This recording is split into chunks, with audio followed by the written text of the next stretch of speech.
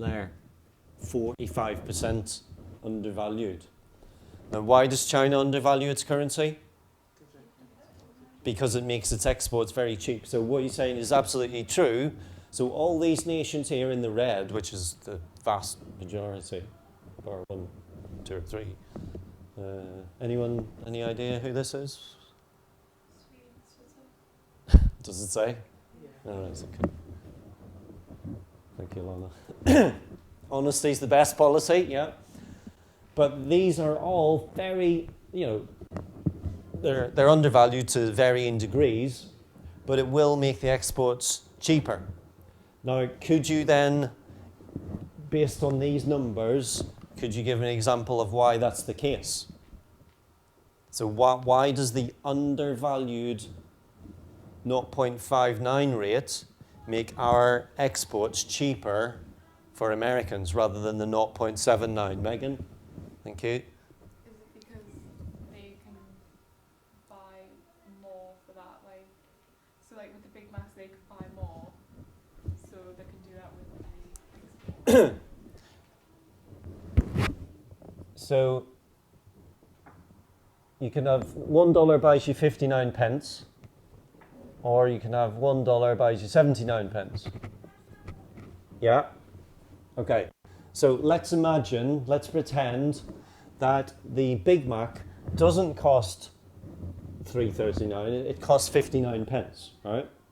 So if you've got your Big Mac here and it's 59 pence, how much will it cost someone in America? Megan? $1, okay? So it's going to be $1. But the actual exchange rate is this. $1 buys you 79 pence. So then how much will, and you don't need to give me a precise number here, you can just say higher or lower, but how much will the 59 pence Big Mac now cost? No, no. So the price of it hasn't changed. This is the exchange rate has changed, but the Big Mac's still 59p. So if $1 would buy you, let's say 20 pence, right? 20 pence. So let's say chips, okay? Chips are 20 pence. So now, in America, on the new exchange rate, you can buy more, because you can buy your Big Mac at 59 pence and you can top it off with chips. Or, what if you didn't want chips? You wouldn't have 20 pence, you'd have X amount, wouldn't you? So to come back to, I said to you, would it cost more or less? So at the new exchange rate, your 59 pence burger is now only going to cost you more than $1 or less. Less, because $1 buys you 79 pence worth of goods, but you only want something which is 59 pence, so it's going to be less than $1. So therefore our exports are cheaper. So that's why undervaluing your currency is obviously to your advantage. Overvaluing it. Yeah, because what's more expensive? Exports. But on the flip side, imports are cheaper. Yes. Flip side of the same coin, as I've just been banging on at year 11. Not least said about that, the better. Yeah, especially when we've got moles in the class. Right, it's okay.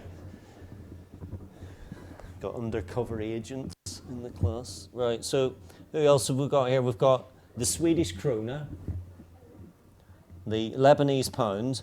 I'd be surprised if that was still the case, given if you've been keeping your eyes posted on the news the last 2 weeks. Lebanon, not good there, the economy. Swiss franc, 20% up. What was that one? No, that's just the measuring stick. And Norway. So, and then what's the worst one? The rand. Rubles. Yeah, the Russian economy is going through the floor, isn't it? And Putin, you've been, what's he been doing? What's about to burst in Russia? The property market.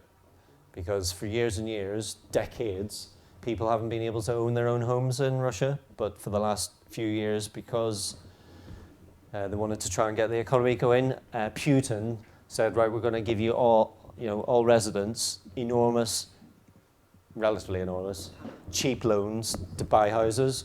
And so houses have been, they call them identikit blocks of flats. And the price of them is going through the roof, but they reckon it's going to, as all things do, pop at some point. Okay, but that is so this thing of probably of all of this is the most important part. It's the fact that undervaluing your currency means that it is cheaper for an export. Therefore, of course, why wouldn't you